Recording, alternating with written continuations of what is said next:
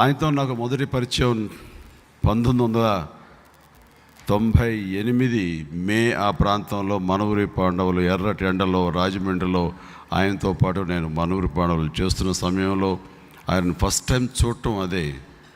So ఆయన ఆట పట్టించే సాంగ్తో ప్రారంభమైంది షూటింగ్.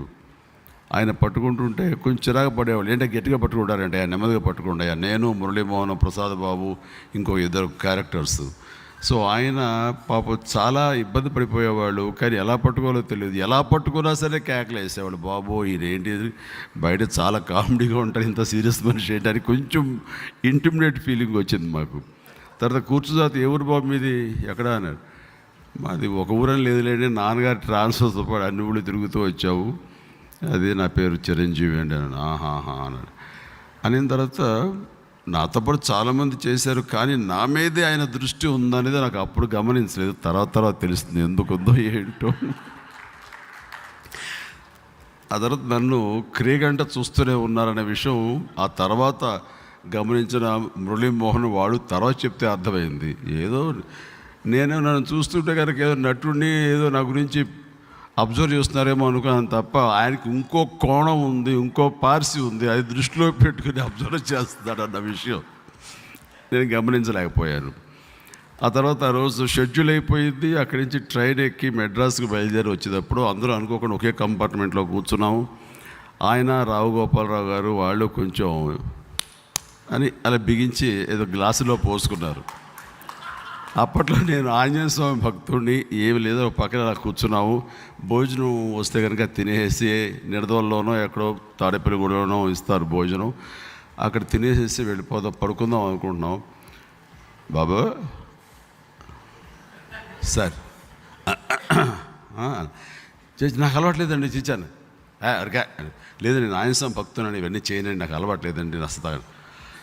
అంటే బుక్ తీసి ఆయన మార్క్ టిక్ అని వేస్తుంటారు, అదేదో వేస్తుండొచ్చు అని. ఇట్లాగా నాతో పాటు 2-3 షెడ్యూల్ చేసిన తర్వాత నేనేంటి అదేంటని అక్కడ గీత అని అమ్మాయి ఉంటే అమ్మాయితో మిగతా కుర్రలందరూ సరదాగా ఉంటే నేనప్పుడు అమ్మాయితో కాకుండా అక్కడ హార్స్ రైడింగ్ ఉంటే దోసకాయల పిల్ల హార్స్ ఎక్కి తిరుగుతూ ఉంటే మిగతా వాళ్ళని చూసేవాళ్ళు, నన్ను చూసేవాళ్ళు. అక్కడ ఇంకొక టిక్ వేసుకున్నారు. సో అమ్మాయి దగ్గర నుంచి మాట్లాడుతాం, సరే అమ్మాయితో నేను క్లోజ్గా మాట్లాడుతున్నటువంటి సీన్ ఆయనకి ఏం కనపడలేదు కాబట్టి అదొకటి. ఇవన్నీ అయిన తర్వాత ఇక్కడ దుష్ట చతుష్ట కూటమి లాంటి జరిగింది. అల్లు అరవింద్ గారు, జయకృష్ణ, అల్లు రావు వీళ్ళందరూ కలిసి కూర్చుని ఈ కుర్రోడిని ఎలా నొక్కేద్దామా అని ఆలోచించారు. నొక్కడం అన్నాడు. ఇవన్నీ అప్పటిదాకా తెలియదు నాకు. నెమ్మదిగా జయకృష్ణ వచ్చాడు. బాబు ఏమండే అన్నాడు. ఏంటంటే జయకృష్ణ మా ప్రొడ్యూసర్ సినిమాకి. ఇప్పుడు కాదు, ఇప్పుడు పెళ్ళి గిళ్ళి ఎప్పుడే పెళ్ళాడు బాబు, ఎప్పుడే ఎంటర్ అవుతాను, ఇప్పుడు పెళ్ళాడు మనకి చచ్చి అదేం కాదు చిచ్చి మనం ఇంకా 7-8 ఏళ్ళు పోవాలి, 5 ఏళ్ళు పోవాలి, నిలదొక్కుకోవాలి ఇండస్ట్రీలో అని. ఊరుకోండే మంచి ఇప్పుడు ఈ టైంలో చేసుకోవాలి. అది నాన్నగారు అడ్రస్ ఏంటి అని అన్ని నెమ్మదిగా లాగుతున్నారు. ఆ తర్వాత రామలింగ గారు వేరే ఇంకో పక్క నుంచి ఇది ఇవ్వాలా ఇవ్వకూడదు సందిగ్ధం. అరవింద్ గారు అయితే ఇచ్చేద్దాం, మనిషి కనపడుతున్నాడు, ఫ్యూచర్ కనపడుతుంది, దాంతో ట్రావెల్ చేస్తే నా ఫ్యూచర్ కనపడుతుంది, అన్నీ ఆయన విజన్ చేసుకున్నారు.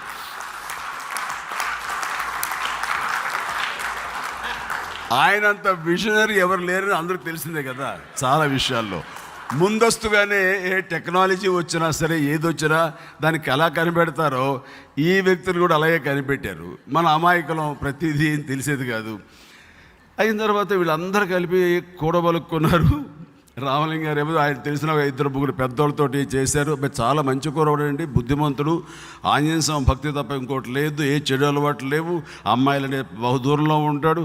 అది అమ్మ ఇంత కంటే కావాల్సింది ఏంటి జయకృష్ణ ఏంటంటే అబ్బాయి ఒప్పుకోవట్లేదని.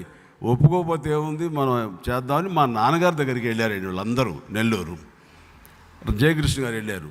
ఏమండి నేను చెప్తాను అబ్బాయికి మంచి భవిష్యత్తు ఉంది. అప్పటికి నాన్నకి జయకృష్ణకి పరిచయం ఉంది, ఎందుకంటే జయకృష్ణ మనూరి పాండవులు తీశాడు కాబట్టి నాన్నకి పొత్తు పరిచయం ఉంది, బ్రహ్మాండంగా ఉంది. కానీ అక్కడ అమ్మాయిలు అబ్బాయి అందానికి ఆ స్ఫురద్రూపికి అంత లేదు మన దగ్గర. స్ఫురద్రూపికి ఆ అందానికి అసలు అప్పట్లో కమల్ హాసన్ వస్తున్నాడు, కమల్ హాసన్ మించిన అందానికి అమ్మాయిలు ఎగబడుతున్నారు. అసలు ఎవరు ఎక్కడ లాక్ చేస్తారో తెలియదు. ఈ పరిస్థితిలో ఇండస్ట్రీలో మాత్రం మన కుర్రాడిని మనం కాపాడుకోవాలి. కాబట్టి నాకు తెలిసి మంచి సాంప్రదాయమైన కుటుంబం, చక్కటి అమ్మాయి. అసలు అది నోట్లో వేలు పెడితే కొరకదు అనేది, తను నా పేక కొరికేది, అది వేరే విషయం. అది యా, తన పేకగా నిండుగా నగలు చేయించకపోతే అది నెక్స్ట్ నా పేక మీదకి వచ్చేది తన నోరు. అలాంటి నోట్లో వేలు పెడితే అంత మంచి సౌమ్యురాలు అని చెప్పేసి, అలాంటి అమ్మాయితో ఉంటే మన అబ్బాయి జీవితం బాగుంటుంది. ప్లస్ భోజనాలకి వాటికి కష్టపడిపోతున్నాడు, అబ్బాయి చిక్కిపోతున్నాడు. ఒక్కడి మాత్రం సత్యమండి, ఇండస్ట్రీలో నమ్మకూడదు. ఏ అమ్మాయి ఎక్కడి నుంచి ఎలాగా పట్టుకుని తను ఇచ్చేసుకుని తెలియదు. అతను మన అబ్బాయే కాదు, ఆలోచించుకోండి మీరు అని చెప్పేసరికి పాపం నాన్నగారికి ఎప్పుడైతే మైండ్లో పడిపోయిందో, ఆయనకి జయకృష్ణ లాంటి మనిషే అంటున్నాడు అని చెప్పేసి, రా నాన్న ఏంటి పెళ్ళేంటి నాన్న, పెళ్ళేంటి నాన్న, చేసుకోరా, నీ ఆరోగ్యం కూడా బాగుంటుంది, మంచి ఇంటి పట్టు భోజనం తినొచ్చు అని చేయొచ్చు. లేదు నాన్న, నిజంగా చెప్తానండి, దండేసి గొర్రె పొట్టేల్ని బలికి తీసుకెళ్ళారండి నన్ను. అలా ఈడ్చుకెళ్ళారు. అప్పట్లో నాకు మొహమాటం, ఎవరి మాట గట్టిగా కాదనలేను. సరే అయినా సరే ఇది కానీ కొంచెం గట్టిగానే ఉందాం అనుకున్నానండి. పెళ్ళి చూపులు అన్నారు. సో ఎప్పుడైతే సురేఖను చూశానో,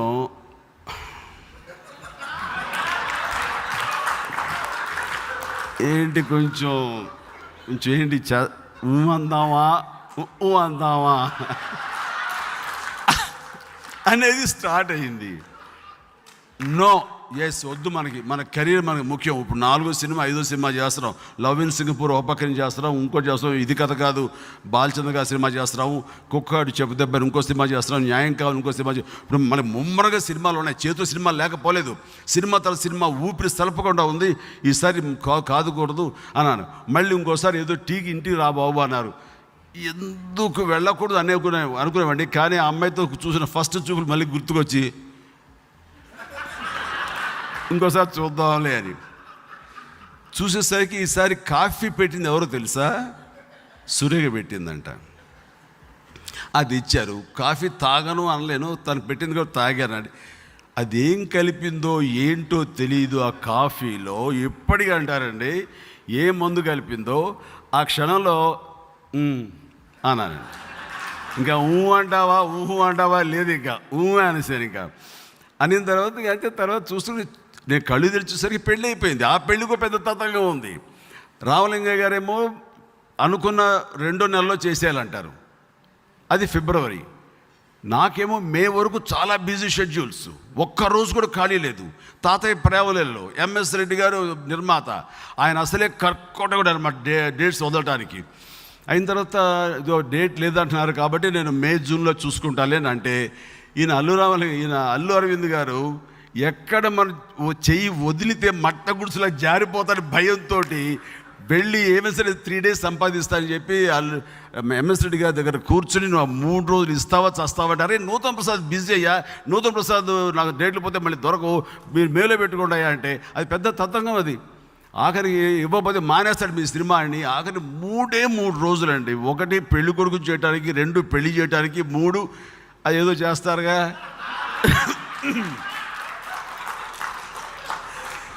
మూడు రోజులు ఇమ్మన్నారు కనీసం. ఆయన సరేనయ్యా 3 రోజులు రావాలి అని 3వ రోజున కూడా ఆయన షూటింగ్ పెట్టాడు. సీమ అనే అమ్మాయితోటి ఏదో ఒక చిన్న ఐటమ్ సాంగ్ లాగా. సరే అయిపోయింది.